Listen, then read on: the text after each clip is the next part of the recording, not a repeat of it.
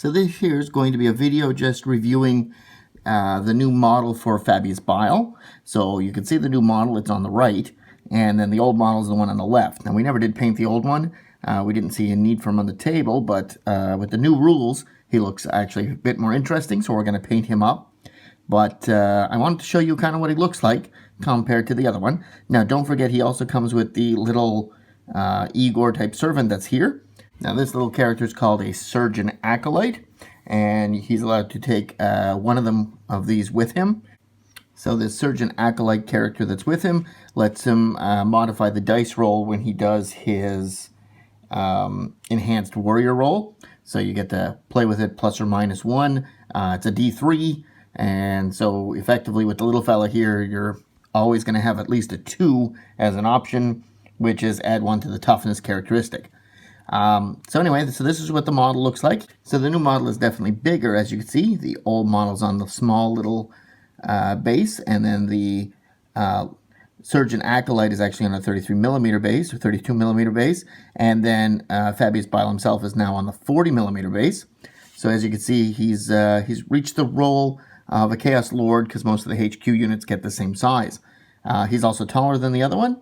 And he definitely looks more spider-like. There's definitely more detail. The old one's resin, and then the new one's plastic.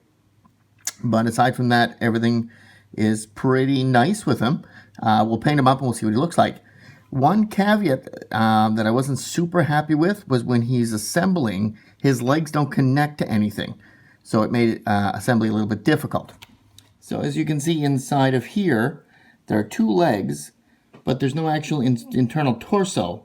So what ends up happening is the 2 legs are just balanced, hanging there in space, and then you have to do a little bit of adjusting to make sure that the leg is in the right spot to sit on the base.